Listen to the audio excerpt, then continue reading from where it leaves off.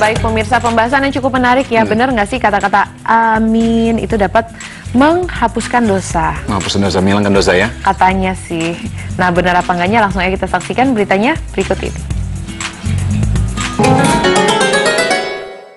Ghairil maghdubi 'alaihim waladdallin.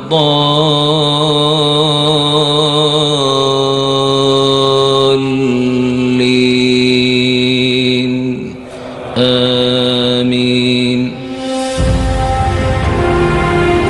Amin, kata yang dapat menebus dosa. Pemirsa beriman, sholat merupakan salah satu kewajiban bagi kaum muslimin. Untuk bisa melaksanakan amalan sholat dengan sempurna, setiap muslim harus mengetahui tata cara sholat, baik niat, bacaan, maupun gerakan yang sesuai dengan ajaran Rasulullah. Di antara amalan dalam sholat yang perlu diperhatikan dan sering dianggap remeh oleh sebagian kaum muslimin, yaitu mengucapkan kata amin dalam sholat. Tentang pentingnya ucapan amin ini, Ibnul Qayyim rahimahullah mengatakan, mengucapkan amin atau ta'min adalah perhiasan sholat, seperti mengangkat kedua tangan yang merupakan perhiasan sholat, juga termasuk mengikuti sunnah dan mengagungkan perintah Allah. Dari ungkapan tersebut dapat kita ketahui bahwa ta'min, mengucapkan amin adalah perhiasan sholat. Namun apakah benar kata amin dapat menebus dosa? Tim Berita Islami masa kini memaparkannya.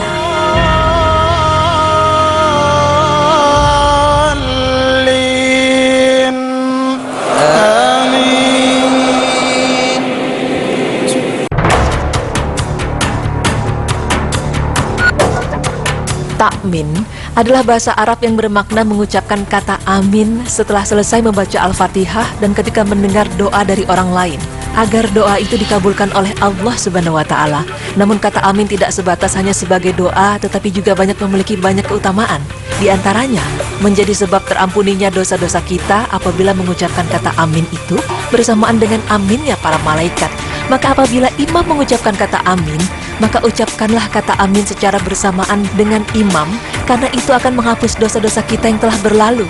Menjadi penyebab terkabulnya doa apabila kita mengucapkan kata amin, baik di dalam sholat maupun di luar sholat.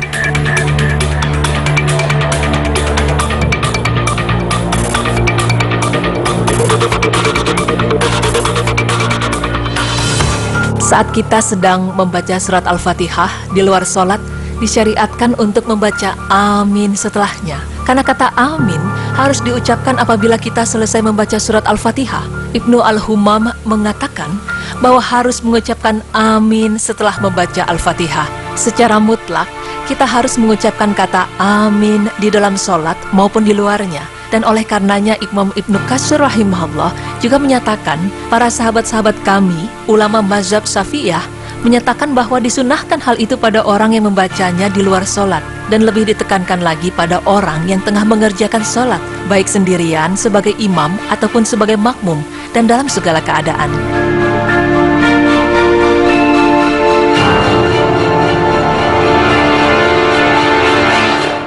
Hukum mengucapkan kata amin setelah imam membaca Al-Fatihah saat kita melakukan ibadah sholat juga termasuk dalam sunnah.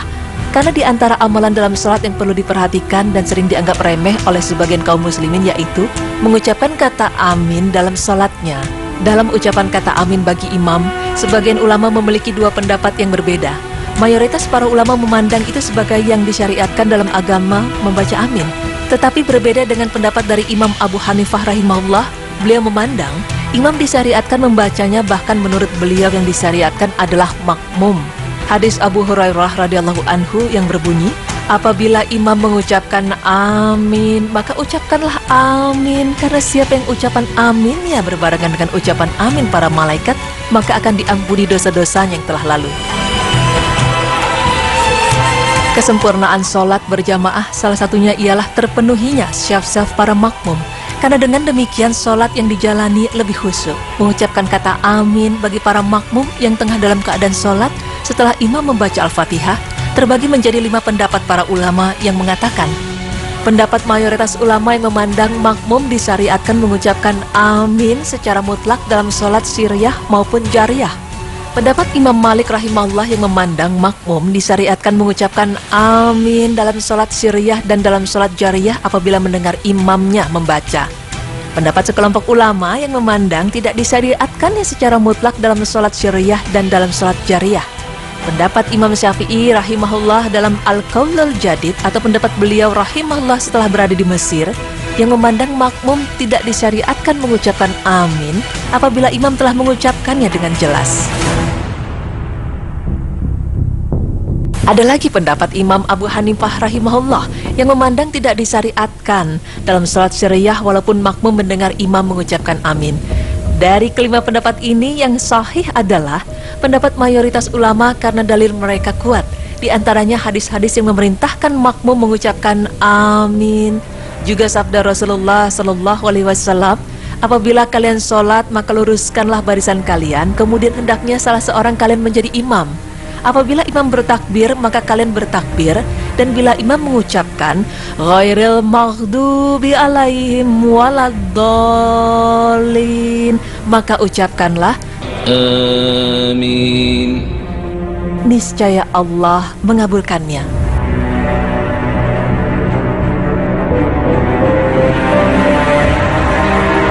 Dalam hakikatnya, Rasulullah Shallallahu Alaihi Wasallam menganjurkan kita untuk melaksanakan sholat secara berjamaah. Adapun alasan yang menjadikan sholat berjamaah menjadi penting karena kita dapat untuk bersilaturahmi. Tetapi tidak dapat dihindari terkadang terdapat suatu kondisi yang mengharuskan kita melaksanakan sholat sendirian. Dalam keadaan kita tengah sholat sendirian, mengucapkan kata amin terbagi menjadi dua pendapat para ulama, yakni mayoritas ulama mensyariatkan orang yang sholat sendiri mengucapkan amin. Imam Malik rahimahullah dalam salah satu riwayatnya memandang tidak disyariatkan dalam sholat sendirian. Pendapat yang sahih dalam hal ini adalah pendapat mayoritas ulama karena kuatnya dalil mereka.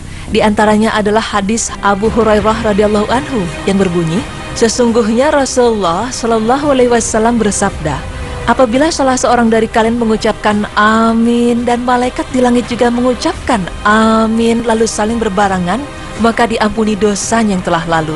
Muttafaqun alaih. Pemirsa yang beriman, demikianlah penjelasan tentang kata amin yang bisa menghapus dosa-dosa kita dan menambah akan pahala kita.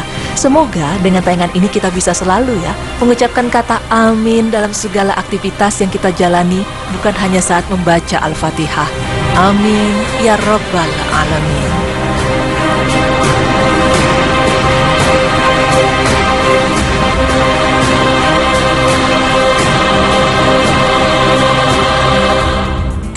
Ya, jadi yang dimaksud amin dan dapat dihapuskan dosanya itu apabila mengucapkan amin itu taunya berbarengan dengan para malaikat. Para malaikat, ya. Tadi hadisnya kan sahih ya, dari Bukhari dan Muslim. Memang disampaikan di situ ketika mengucapkan amin berbarengan dengan para malaikat gitu ya. Insya Allah dikabulkan, dihapuskan dosa-dosanya. Ya. Memang tadi keutamaan dari ta'min ini, yaitu ta'min ini artinya adalah kan mengucapkan amin di dalam sholat ataupun di dalam doa-doa. Jadi memang Masya Allah sekali ya, luar biasa. Dan sekarang kita jadi tahu ya. Ya, benar-benar ilmu baru. Baik pemirsa, saya akan Ama Wisnu akan kembali lagi, oleh karena itu jangan kemana-mana, tetap di Berita Islami Masa Kini. Allahu Akbar, la ilaha illallah. Allahu Akbar, la ilaha illallah. Ya, alhamdulillah pemirsa, nggak kerasa waktu kita udah di ujung acara lagi. Dan alhamdulillah hari ini banyak sekali ilmu yang kita dapetin ya. Tadi pertama kita membahas soal mungkin nggak jin bisa membunuh manusia. Kalau mencelakai sebenarnya bisa-bisa aja kalau misalnya dimasuk ke ular ataupun kalajengking itu bisa. Nah, terus yang kedua juga kita bahas tadi soal buku. Benarkah umur manusia tinggal 1500 tahun lagi setelah zamannya Nabi Muhammad? Rasulullah aja nggak tahu umurnya sampai kapan bumi ini. Jadi gimana orang lain yang manusia biasa? Dan terakhir tadi kita bahas tentang apa tadi yang terakhir ya? Amin. Oh, amin, iya ya Allah, baru saja ya tadi. Tapi benar memang tadi kan hadisnya sahih dan memang mudah-mudahan kita bisa mengamalkannya ya. Iya, betul sekali, amin. Baik pemirsa, semoga kita ketemu lagi besok. Saksikan terus Berita Islami Masa Kini hanya di Trans TV milik kita bersama. Wassalamualaikum warahmatullahi wabarakatuh.